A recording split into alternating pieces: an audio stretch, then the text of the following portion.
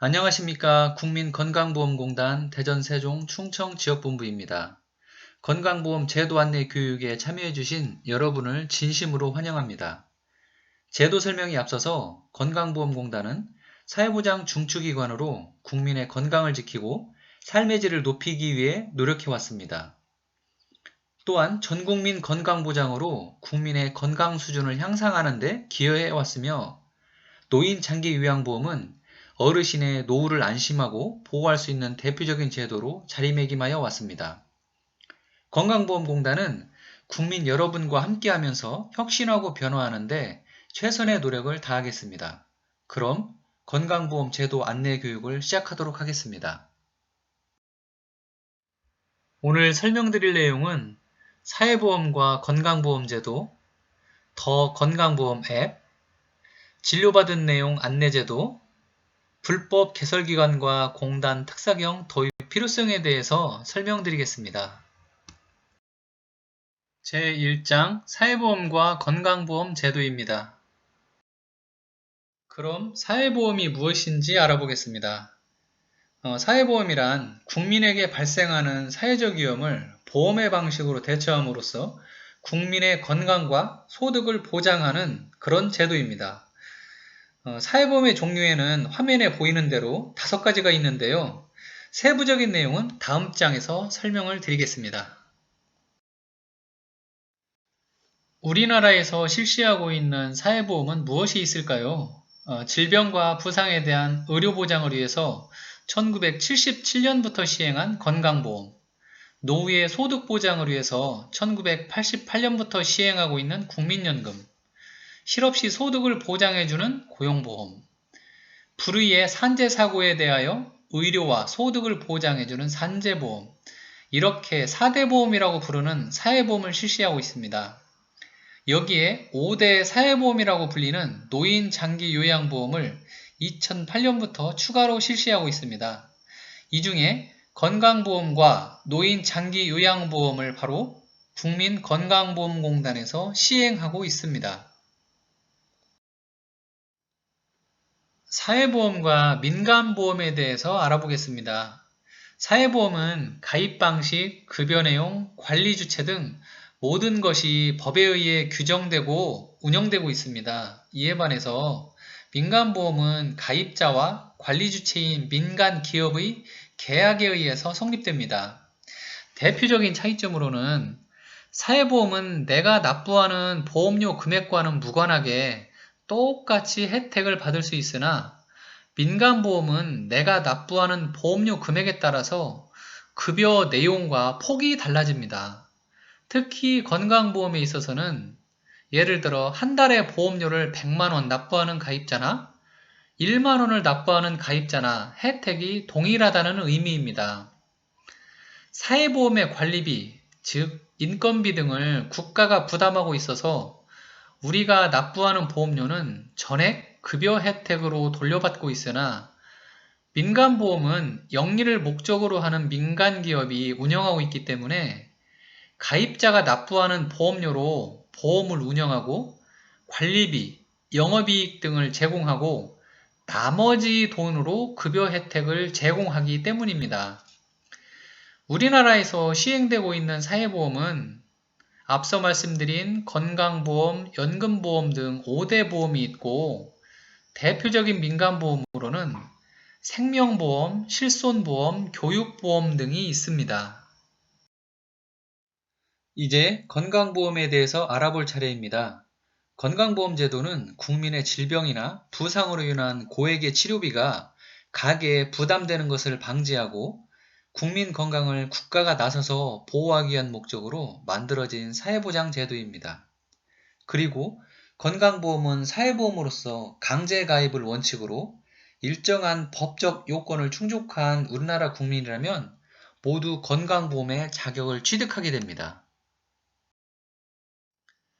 건강보험공단에서 실시하는 보험급여에 대해 살펴보면 건강보험은 국민의 질병이나 부상에 대한 예방, 진단, 치료, 재활과 출산, 사망 및 건강 증진에 대하여 그리고 노인장기요양보험은 노인이나 노인성 질환으로 인하여 불가능한 일상생활을 위한 신체활동 및 가사활동을 지원하고 있습니다.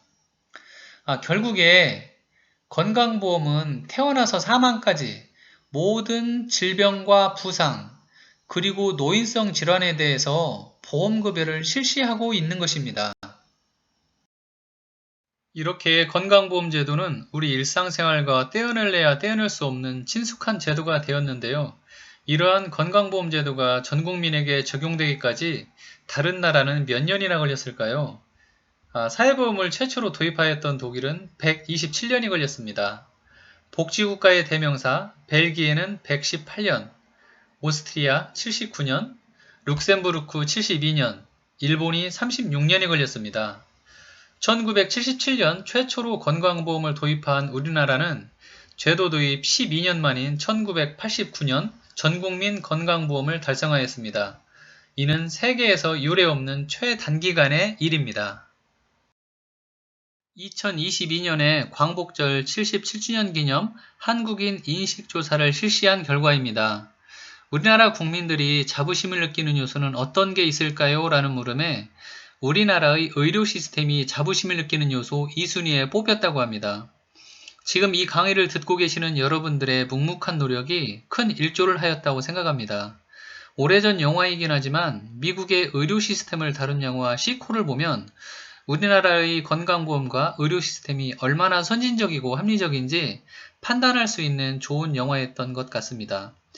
정확히 기억은 나지 않습니다만 미국에서는 응급실에 발을 들여놓으면 기본적으로 수백만원?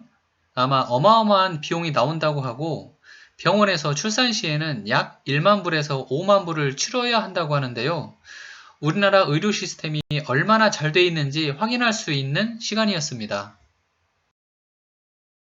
앞장에서는 우리나라 국민이 바라본 한국의 의료 수준이었는데요. 외국인 환자가 바라본 한국의 의료 수준은 어땠을까요?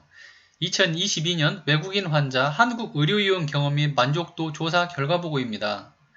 외국인 환자의 한국 의료 서비스 종합 만족도는 89.2점이고 의료 서비스를 받은 외국인 환자의 94.6%가 한국 의료 서비스를 다른 사람에게 추천할 의향이 있는 것으로 나타나 한국에서 진료받은 외국인 환자는 한국 의료 수준이 매우 우수하다고 인지하고 있는 것을 알 수 있었습니다. 제2장 더 건강보험 앱입니다. 더 건강보험 앱 서비스 안내입니다. 공단에서는 국민들이 지사 방문이나 고객센터 등에 전화할 필요 없이 언제 어디서나 손안의 스마트폰으로 편리하게 민원 서비스를 이용할 수 있도록 서비스를 제공하고 있습니다. 서비스를 이용하기 위해서는 더 건강보험 어플을 설치할 필요가 있고 QR코드 스캔을 통해서 설치할 수도 있습니다. 어플을 설치한 후 공동인증서나 금융인증서 등을 통해 로그인하시면 각종 재증명 발급 서비스를 이용할 수가 있습니다. 재증명 발급 서비스는 앞장에서 설명드린 더 건강보험 앱 이외에 건강보험공단 홈페이지나 정부24 홈페이지를 통해서도 이용하실 수가 있고 챗봇 상담을 통해서도 증명서를 발급받을 수 있습니다. 제공되는 서비스는 이용 채널별로 상이하지만 기본적으로 자격확인서, 자격득실확인서, 보험료 납부확인서 등 자료를 공통으로 이용하실 수가 있습니다. 제3장 진료받은 내용 안내 제도입니다. 이번 시간은 건강보험 제도 중 진료받은 내용 안내 제도에 대해서 알아보겠습니다. 병의원을 이용하다 보면 과거 진료 내역을 확인해야 할 때가 있습니다. 이런 경우 건강보험공단 홈페이지에서 진료받은 내용 안내 제도를 활용하시면 됩니다. 이 제도는 본인이 진료받은 내용을 안내해 줌으로써 국민의 알 권리를 충족해주고 병력 관리를 알려주어 건강관리에 도움을 주며 수진자의 부정수급은 물론 요양기관의 부당청구 등도 확인할 수 있도록 하여 보험재정에 대한 공동관리, 공동책임의식을 통해서 건강보험 재정보호에도 기여하고 있습니다. 진료받은 내용 안내제도는 건강보험공단에서 내가 살고 있는 생활권 외의 다른 지역에서 진료받은 것으로 확인이 되는 등 진료비 부당 청구가 의심되는 내역을 각종 데이터 분석을 통해서 선별해 보험가입자들에게 진료받은 내역을 디지털 전자문서 방식으로 안내하고 있습니다. 전자문서를 미수신한 사람에게는 우편으로 다시 안내를 하고 있습니다. 전자문서 또는 안내문을 받은 보험가입자는 자신이 실제 진료받은 것과 비교해서 맞는지 틀린지를 확인하고 사실과 다른 진료권이 있는 경우에는 어떤 내용이 다른지 등을 표시해서 공단에 회신하면 됩니다. 건강보험공단은 보험가입자로부터 회신받은 내용을 근거로 병원, 약국이 진료비 부당 청구를 했는지 사실 여부를 확인하고 요양기관의 부당 청구 사실이 확인되어 환수하면 신고한 사람에게는 공단 포상금 기준에 따라서 소정의 포상금을 지급해드리고 있습니다. 다음은 내가 진료받은 내용을 어디에서 확인하고 또 진료받은 내용이 사실과 다를 경우에 어디에서 신고하는지 확인하는 방법을 알려드리도록 하겠습니다. 첫 번째로 국민건강보험공단 홈페이지를 통해서 간단하게 나의 진료받은 내용을 확인하실 수가 있는데요. 공단 홈페이지 접속 시에는 공동인증서나 금융인증서, 민간인증서 등으로 로그인을 해야 하므로 사전에 이러한 인증서 등 준비가 필요합니다. 경로를 말씀드리겠습니다. 우리 국민건강보험공단 홈페이지 공동인증서 등 로그인, 민원 여기요, 재정지킴이 제한신고센터, 부당청구 신고, 진료받은 내용 신고, 조회를 하시면 여러분들께서 병원이나 약국, 의원 등을 통해서 진료받은 내용을 확인하실 수가 있습니다. 그리고 진료받은 내역 조회 방법 중 만 14세 미만의 자녀의 진료받은 내용 조회는 건강보험증상에 등록된 법정 대리인으로서 공인인증서가 있는 부모만 조회를 하실 수가 있습니다. 두 번째 방법으로는 여러분이 가지고 계신 스마트폰을 통해서 확인할 수가 있는데요. 스마트폰에 더 건강보험 앱 어플을 설치하신 후에 공동인증서 등을 통해서 로그인 후 민원 여기요, 진료받은 내용을 클릭해서 확인할 수가 있습니다. 다만 건강보험 홈페이지나 모바일에서는 민감한 상병이나 사생활 침해 우려가 있는 정신과, 산부인과, 비뇨기과 등의 상병은 제공하지 않습니다. 더 많은 개인의 진료 내역을 확인할 수 있는 방법도 있습니다. 가까운 공단지사의 신분증을 지참하시어 방문 신청해서 요양급여 내역 발급 및 확인을 할 수가 있습니다. 단, 개인정보보호법에 따른 제한 사유의 경우 발급이 거절될 수도 있습니다. 진료받은 내용 안내 제도를 좀 더 자세히 알아보겠습니다. 진료받은 내용을 조회할 수 있는 기관과 그 내역을 인쇄할 수 있는지 알려드립니다. 병원, 의원, 약국에서 진료받은 내용을 최근 12개월분까지 조회할 수 있으며 조회기간은 14개월 전 진료분부터 최근 1년간의 진료 내역을 확인할 수 있습니다. 오늘을 기준으로 약 2개월 정도의 기간은 진료비, 청구, 심사, 지급자료 구축에 일정 기간이 소요되어서 최근 2개월의 내역은 확인할 수가 없습니다.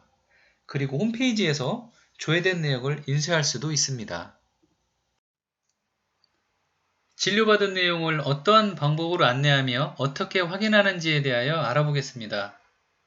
우선 진료받은 사람별로 진료받은 내용을 알림톡과 디지털 전자문서 방식으로 안내한 후에 디지털 안내문을 받지 못하거나 열람하지 않은 대상자에게는 등록된 행정전산망 주소지로 우편물을 발송하게 됩니다. 디지털 전자문서 안내는 화면에 보이시는 바와 같이 모바일 네이버 인증서로 발송이 됩니다. 디지털 안내문을 받지 못하였거나 열람하지 않은 대상자에게는 우편물을 통해서 서면으로 다시 안내를 하고 있습니다. 확인 방법은 이전 페이지에 설명드린 바와 같이 홈페이지나 모바일, 더 건강보험 앱을 통해서 진료받은 내용을 열람하실 수가 있습니다. 진료받은 내용을 확인한 이후에 병원, 의원, 약국에서 실제 진료받은 사실이 없거나 진료 개시일, 입내원 일수, 투약 일수, 본인 부담금 등이 실제 사실과 다른 경우에는 공단 홈페이지나 모바일 더 건강보험 앱을 통해서 부당청구 요양기관에 대해 신고하실 수가 있습니다.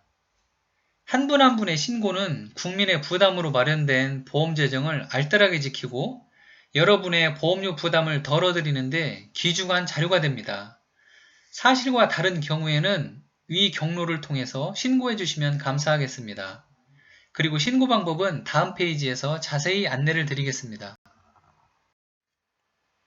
진료받은 적이 없거나 진료 내역이 상이한 경우 요양기관을 신고할 수 있는 자격은 진료받은 사람, 그 배우자, 그리고 직계 존비속이 있습니다. 신고 방법은 모바일이나 인터넷 진료받은 내용 안내에 대해서 내용을 자세히 기록해 주시면 공단에서 사실 여부 확인을 진행하게 되고 팩스 또는 우편 방문 신고도 가능합니다. 공단에서는 국민이 납부한 건강보험료로 마련된 보험 재정을 지키기 위해서 신고 포상금 제도를 운영하고 있습니다. 포상금 지급 기준은 부당 청구로 확인된 환수 공단 부담금을 기준으로 그에 대한 비율로 운영을 하고 있고요. 최대 상한선을 정하여 운영하고 있습니다. 제4장 불법 개설기관과 공단 특사경 도입 필요성입니다. 불법 개설기관에 대해 설명드리겠습니다. 불법 개설기관이란 타인 또는 법인의 명의나 면허를 빌려 불법적으로 개설 운영하는 의료기관, 약국 등을 말합니다. 의료법과 약사법에 따르면 의료인이 아닌 사람 또는 약사가 아닌 사람은 의료인이나 약사의 명의나 면허를 빌려 의료기관 등을 개설 운영하는 것을 제한하고 있는데요. 일명 사무장병원이라고 불리우는 의사가 아닌 자가 의사 등의 면허를 빌려 병원 등을 운영하는 것을 말합니다. 이런 불법 개설기관은 출발 자체가 돈벌이의 수단으로 태생됐기 때문에 환자를 금전적 이익수단으로 바라보고 과잉진료, 허위진료, 허위청구 등 불법의 방식으로 운영되는 것이 일반적인 상황입니다. 또한 의료인 또는 약사라고 하더라도 다수의 의료기관을 운영하거나 타 의료인 또는 약사의 면허를 빌려서 개설 운영하는 것을 엄격하게 제한하고 있습니다. 다음은 의료기관 개설 관련 의료법에 대한 설명입니다. 의료법 제33조 제2항에서는 의료기관의 개설 주체를 명시하고 있는데요. 의사, 치과의사, 한의사 또는 조산사나 국가나 지방자치단체, 의료법인, 민법이나 특별법에 따라 설립된 비영리법인, 준정부기관이 의료기관을 개설할 수 있는 주체입니다. 의료법 33조 제10항에서는 의료기관 개설 관련 명의대여 제한을 규정하고 있는데요.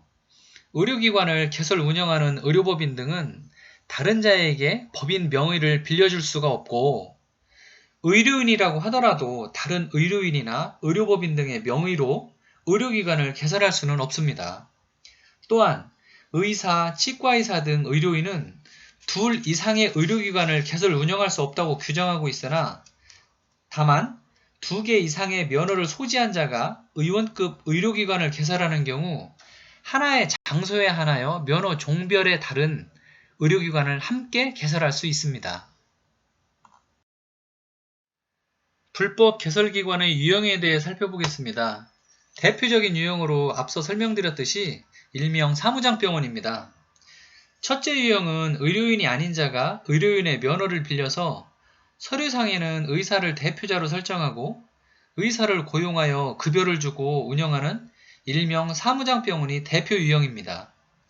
또한 의료인이 아닌 자가 비영리법인 명의를 빌려서 의료기관을 개설하고 수익을 부당하게 편취 운영하는 사례도 있고 의료인이기는 하나 다른 의료인의 명의를 빌려서 의료기관을 개설 운영하는 의사 사무장병원 유형도 있습니다. 다음은 면허대여 약국 유형입니다. 약사가 아닌 자가 약사의 명의를 빌려서 서류상에는 약사를 대표자로 설정하고 약사를 고용하여 급여를 주고 운영하는 일명 면허대여 약국이 대표적인 유형입니다. 또한 약사이기는 하나 다른 약사의 명의를 빌려서 약국을 개설 운영하는 약사 명의대여 약국의 유형도 있습니다.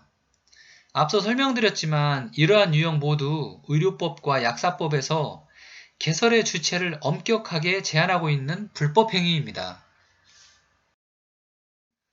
다음은 불법 개설기관 처벌에 관한 규정입니다. 적발 시 의료인에게는 면허 취소나 자격정지의 행정처분이 따르고 사무장병원 운영기간 동안 지급된 요양급여 비용은 사무장과 연대하여 전액 환수 조치를 하고 있습니다. 또한 형사처벌로는 10년 이하의 징역 또는 1년 이하의 벌금에 처해지고 민법상 민사상 효과는 출발 자체가 불법 행위이기 때문에 의료인과 사무장 간 모든 계약은 무효가 됩니다. 사무장에 관한 처벌은 부당이득금은 의료인과 연대하여 책임을 묻고 형사처벌은 의료인과 동일하게 적용됩니다. 사무장병원은 개설 허가가 취소가 되고 직권 폐쇄 명령이 시행되며 경찰 등 수사기관의 수사결과 통보 시에 건강보험공단의 급여 비용은 지급 보류 처분이 됩니다. 지금까지는 불법 개설기관의 정의에 대해서 알아봤는데요. 이번 시간에는 불법 개설기관의 폐해에 대해서 알아보도록 하겠습니다. 의료의 질 저하로 이어지는 사무장병원의 행태 분석을 살펴보겠습니다. 이 자료는 최근 10년간 적발된 불법 개설기관 1019개와 일반 의료기관 2038개를 비교 분석한 자료입니다. 우선 6개월 내 의사 이직 비율입니다. 일반 의료기관의 경우 38.2%가 6개월 이내 이직 비율을 보였는데 반해 불법 개설기관의 경우는 47.9%로 9.7%포인트가 더 높게 나타났고 70세 이상 고령의 대표자 비율은 일반 의료기관의 경우 5.5%인데 반해 불법 개설기관은 21.6%로 16.1%포인트가 더 높게 나타난 것으로 확인이 되었습니다. 다음은 의원의뢰 항생제 처방률에 대해서 살펴보겠습니다. 일반 의료기관의 경우 26.6%의 항생제 처방률을 보이는 반면에 불법 개설기관은 43.2%로 일반 의료기관보다 16.6%포인트가 더 높게 나타났는데요. 이는 환자의 안전이나 건강은 전혀 고려하지 않는 그런 형태로 파악이 되고 있습니다. 불법 개설기관 환수결정 현황입니다. 공단은 2009년부터 2023년까지 1717개의 불법 개설기관을 적발하였고 이로 인해 잘못 지급된 요양급여 비용은 총 3조 3,762억 원이며 징수율은 6.9%, 2,335억 원입니다. 이 설명을 들으시고 계시는 분들은 징수율이 왜 이렇게 낮지? 라며 의문을 가지실 텐데요. 자세한 내용은 뒤편에서 설명을 드리겠습니다. 또한 앞서 부당하게 지급된 진료비가 3조 3,762억 원이라고 설명했는데요. 이 규모는 인천 경기지역 지역가입자의 1년치 납부 보험료와 맞먹는 규모입니다. 지금까지 불법 개설기관의 실제 사례나 피해 사례에 대해서 살펴보았는데요. 불법 개설기관이 우리 사회에 미치는 영향을 정리해보면 우선 사무장병원은 환자를 돈벌이로 생각하기 때문에 낮은 의료 서비스를 제공할 수밖에 없고 또 돈벌이로 생각하기 때문에 안전을 생각하지 않고 불법 증축이나 소방, 안전시설 등이 미비할 수밖에 없습니다. 그리고 무자격자 치료와 과잉 진료를 유발하기 때문에 그 결과는 국민 안전과 생명을 위협해서 건강권을 침해할 수 있고요. 이로 인해 건강보험 재정 누수가 증가되기 때문에 그 재정 부담은 국민 개개인의 부담으로 이어질 수밖에 없고 결과적으로 건전한 의료 생태계가 파괴될 수밖에 없습니다. 정리하면 사무장병원은 우리 사회에서 반드시 척결되고 제거되어야 될 악성 존재인 것입니다.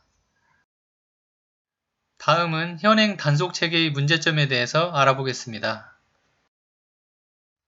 현행 단속체계의 가장 큰 문제점은 건보공단의 수사권이 없기 때문에 사무장병원의 운영 이익이 사무장에게 귀속되었는지 자금 추적을 할 수 없어서 서류 확인만으로는 혐의 입증에 어려움이 있다는 것입니다.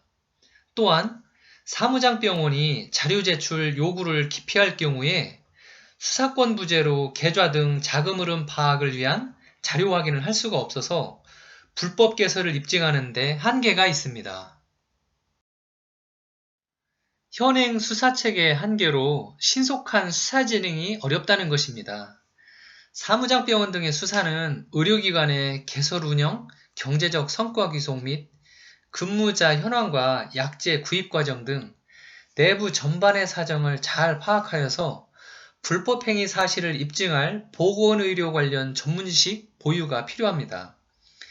그러나 사무장병원은 살인 등 강력사건이나 사회적 이슈 사건의 우선 수사에 밀려서 수사기관이 평균 11개월로 장기화되고 있고 타 사건에 비해 수사의 난이도가 높은 것이 사실 현실입니다.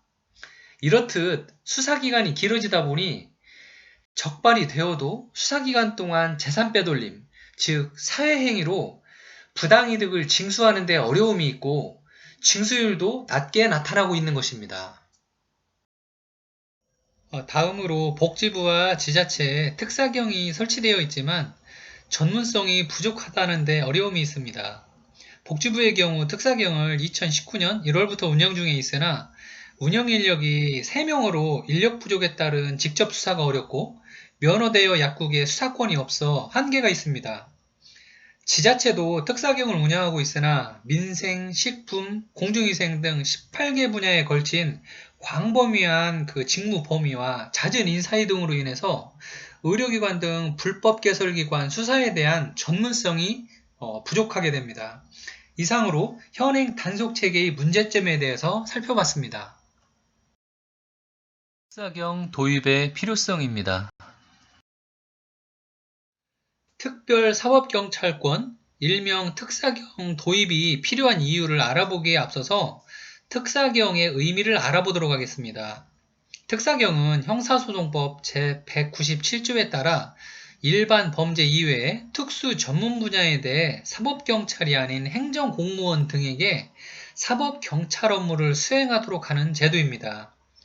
긴급성 또는 전문성을 통해서 특수 분야 범죄 수사에 신속성과 효율성을 위해 일반 사법경찰 제도를 보충해주는 역할을 하며 여러분들 아시겠지만 대표적인 특사경이 국립공원에 보시면 공원 내 쓰레기 무단투여 행위나 산나물 채취 행위 등을 단속하는 것과 코레일의 경우 승객 안전을 위해서 열차 내 폭력이나 불법 촬영 등을 단속하는 권한을 부여받아 특사경을 운영하고 있습니다. 참고로 특사경은 해당 업무 분야에 국한해서 권한을 부여받기 때문에 부여받은 직무 이외에는 수사 권한이 없습니다. 특사경 도입의 긴급성 측면에서 살펴보겠습니다. 우선 건강보험 재정보호를 위해 필요합니다. 지난 14년간 공단으로부터 부당하게 청구한 진료비용이 약 3조 8천억 원에 이르고 앞서 설명드렸지만 불법 개설기관은 과잉진료, 항생제 등 의약품 오남용, 무면허 진료 등 돈벌이가 되는 수단이라면 가리지 않고 접근하는 방식이 문제이고 이런 이유로 국민의 건강과 생명, 안전을 보호해야 할 필요성이 있습니다. 또한 의학적 소신과 판단에 따라서 진료해야 할 의사 선생님들이 사무장의 수익 창출 도구로 전락하기 때문에 건강한 의료 생태계 유지를 위해서도 필요한 것입니다. 그렇다면 건보공단은 특사경 운영에 필요한 조건들을 갖추었는지 살펴보겠습니다.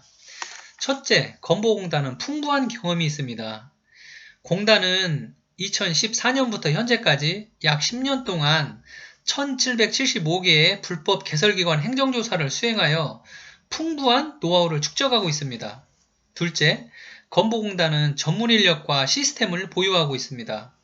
의료 이해도가 높은 의사, 약사, 간호사와 수사 경력자, 즉 변호사 17명, 경찰 수사관 출신 8명 등 불법 개설기관의 특성을 이해하는 전문인력을 보유하고 있고 빅데이터를 활용한 불법 개설기관 분석 시스템을 구축하여서 수사에 필요한 정보를 파악하고 있습니다. 셋째, 지속적인 지원입니다. 공단은 2019년 1월부터 보건복지부가 운영하고 있는 불법 개설 의료기관 단속팀에 수사관 출신을 파견하여 지원하고 있고, 지자체 특사경 전문성 부족 등의 사유로 공단 전문 인력을 지속 지원하고 있습니다. 특사경 도입 시 기대 효과입니다. 우선 앞서 설명드린 대로 질 낮은 의료 서비스와 부실한 시설과 안전관리 등으로부터 국민 생명과 건강권을 확보할 수가 있습니다. 그리고 특사경 권한이 도입되면 수사기간이 현재 평균 11개월에서 3개월로 단축되어서 수사기간 동안 재산 빼돌림, 즉 사회행위 등을 사전에 차단할 수 있어서 연간 약 2천억 원 이상의 보험 재정이 절약될 수 있고, 이 재원으로는 수가 인상과 필수 의료급여 확대에 활용할 수가 있습니다.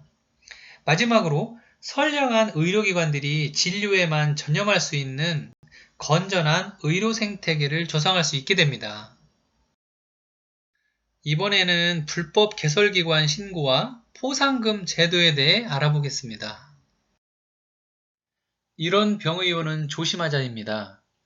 아래 사례의 유형이 있는지 눈여겨보시고 해당되는 병의원이 있다면 국민건강권 보호를 위해서 공단에 제보를 부탁드립니다. 첫째, 비의료인, 즉 사무장이 의료기관 직원의 근로계약을 주도한다. 둘째, 비의료인이 의사에게 의료기관 공동투자 운영을 제안한다. 셋째, 법인 명의로 개설된 의료기관의 실질적 개설 운영 주체가 법인이 아닌 제3자이다. 이런 곳은 불법 개설기관의 개연성이 아주 높은 곳입니다.